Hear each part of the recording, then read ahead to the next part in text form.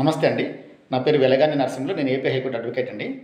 నేను ఈరోజు ఒక చిన్న విషయం మీకు అవగాహన కోసం చెప్పేది ఏంటంటే కనుక, ఒక క్లయింట్ డౌట్ అడిగితే దాన్ని యథారూపంగా మీకు వీడియో ద్వారా తెలియజేస్తున్నాను. అతను అన్నదమ్ములు ఇద్దరు కలిసి జాయింట్గా కొన్ని వ్యాపారాలు చేసి ఒక స్థలాలో లేకుండా కనుక ఇల్లు కొని వాళ్ళ తల్లిగారి పేరుతో పెట్టడం జరిగినది.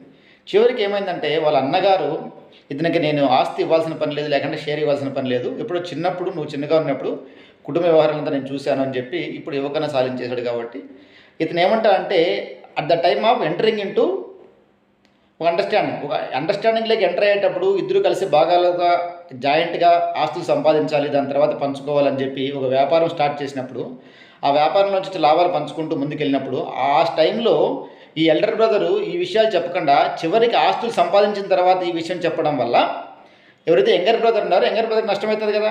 కాబట్టి ఇతను ఇప్పుడు ఏం చేస్తాడు, సూట్ వేస్తాడు. అడ్వైజ్ చేసింది ఏంటంటే సూట్ వేస్తాడు. సూట్ వేసినప్పుడు ఇతను చేయాల్సిన ముఖ్యమైన పని ఏంటంటే కనుక అటువంటి కేసులు మీరు వేయాలనుకున్నప్పుడు కానీ ఏదైనా సరే ఖచ్చితంగా మీరు ఇంట్రీమ్ రిలీఫ్ కోసం ట్రై చేయాలి. ఇంట్రీమ్ రిలీఫ్ అంటే కనుక ఇప్పుడు ఆ ఆస్తిని థర్డ్ పార్టీ రైట్స్ క్రియేట్ అయినాయి అనుకోండి, ఆ ఆస్తిని తీసుకెళ్ళి వేరే వాళ్ళకి అమ్మేశారనుకోండి, మళ్ళీ వాళ్ళని తీసుకొచ్చి పార్టీకి యాడ్ చేయాలి. ఇక్కడ ఇంట్రీమ్ ఇంజెక్షన్ మీరు తీసుకోకుండా కేసులు రన్ చేసుకుంటూ ఉండటం వల్ల అది చాలా ప్రాబ్లమ్స్ అవుతాయి.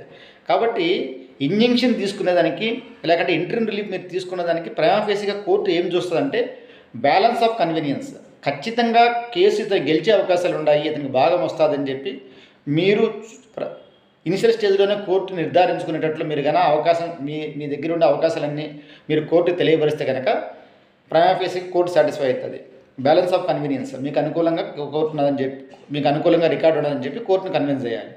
మూడోది ఏంటంటే ఇర్రిపేరబుల్ లాస్. ఒకవేళ అమ్మేశారనుకోండి, లేకుంటే దాన్ని పూర్తిగా సేల్ చేసేసి ఎవరికైనా ఇచ్చేసి లేకుంటే కనుక అది బ్యాంకులో లాక్ చేసి ఇంకో రకం చేశారనుకోండి, ప్రాబ్లమ్స్ క్రియేట్ చేశారనుకోండి, మళ్ళీ ఈ కేసు విన్ అయినా కానీ నాకు పర్పస్ సర్వ్ కాదు అనే ఉద్దేశంతో మీరు కోర్టును కన్విన్స్ చేసుకోలేనంటే కనుక ఖచ్చితంగా మీకు ఇంట్రీమ్ రిలీఫ్ ఖచ్చితంగా లోయర్ కోర్టులోనే వస్తుంది. అలా రాకన్నా పోయిన పక్షంలో కావాలంటే నెక్స్ట్ అపిలేట్ కోర్టుకు కానీ లేకుంటే హైకోర్టుకు కానీ అప్రోచ్ అయ్యి ఆ ఏదైతే ఆర్డర్ మీకు అగెనిస్ట్గా వస్తుందో ఆ ఆర్డర్ని ఛాలెంజ్ చేసుకుంటే స్టిల్ ఆ కేసు పెండింగ్ ఉన్నంత వరకు ఈ ఆర్డర్ని ఛాలెంజ్ చేసుకుంటే కనుక మీకు ఆ ఆర్డర్ వచ్చిందనుకోండి, వాళ్ళు దాన్ని సేల్ చేసేదానికి లేదు, లేకుంటే కనుక థర్డ్ పార్టీ రైట్స్ క్రియేట్ చేసేదానికి లేదు, till the disposal of the main suit అని చెప్పి ఒక ఆర్డర్ తీసుకునే ప్రయత్నం చేయొచ్చు. అలా తీసుకోకన్నా కానీ కేసు రన్ చేసుకుంటే కనుక చివరిగా కేసు గెలిచి మళ్ళీ వాళ్ళని తీసుకొచ్చి యాడ్ చేసి ఇదంతా ఏమవుతుందంటే ప్రొలాంగ్డ్ చాలా టైం సివిల్ సూట్ పర్టికులర్గా సివిల్ సూట్లో ఏమవుతుందంటే అడ్జస్ట్మెంట్స్ లాంగ్ అయిపోవడం వల్ల చాలా టైం పట్టే అవకాశాలు ఉంటాయి. కాబట్టి ఇటువంటి ప్రికాషన్స్ మీరు తీసుకుంటారనే ఉద్దేశంతో మీకు ఈ వీడియో ద్వారా తెలియజేస్తున్నాను. ఈ సద్వినియోగం చేసుకుంటారు.